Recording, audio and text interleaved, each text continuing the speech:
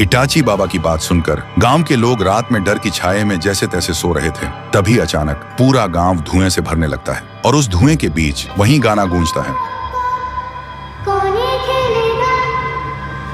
और धुएं के अंदर से बाहर आती है गुड़िया। बाहर निकलते ही गुड़िया जोर जोर से हंसने लगती है। उसकी हंसी की गूंज सुनते ही पूरा गांव जाग जाता है और सब लोग डर के मारे चीखते हुए इधर उधर भागने लगते हैं।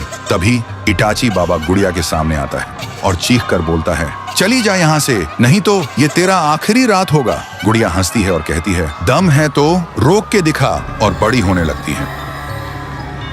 फिर आंखों से लाल लेजर निकल के गांव वालों पर सीधा हमला करने लगती है। इटाची बाबा भी गुड़िया को रोकने के लिए अपने मंत्र से हमले छोड़ता है, लेकिन उसके कोई भी हमले गुड़िया पर असर ही नहीं कर रहे थे। फिर इटाची बाबा अपना सबसे शक्तिशाली हमला करता है, लेकिन वह भी गुड़िया के सामने बेअसर पड़ता है। उधर गांव वाले डर के मारे घुटनों पर गिर जाते हैं और चीख कर पुकारते हैं, हमें बचाइए।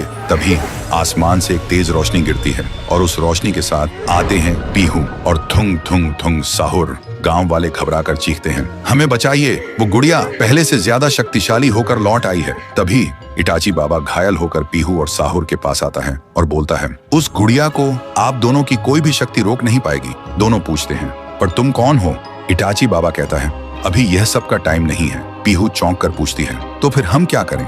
इटाची बाबा कहता है, उसे मिटाने के लिए हमें वहीं जाना होगा जहां से उसका जन्म हुआ था। साहुर गुस्से से बोलता है, बताओ कहां जाना है? इटाची दोनों की आंखों में देखकर बोलता है, आप लोग गुड़िया को उलझा के रखिए, मैं वहां जा रहा हूँ। फिर इटाची बाबा मंत्रों से एक पोर्टल खोलता है और पोर्टल के अंदर चले जाते हैं।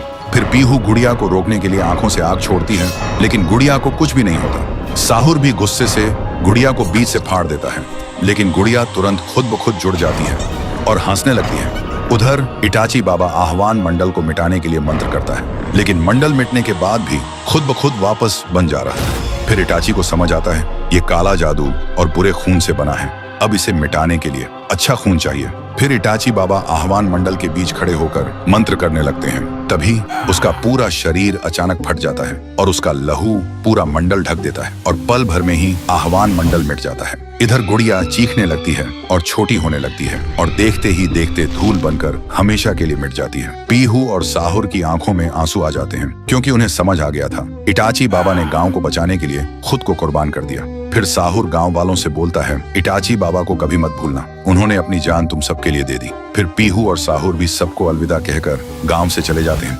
कुछ साल बाद गांव वालों ने इटाची बाबा की याद में एक बड़ी सी मूर्ति गांव के बीचों बीच खड़ी कर दी, क्योंकि गुड़िया को मिटाने के बाद शांतिपुर फिर से पहले जैसा सुकून भरा गांव बन गया था।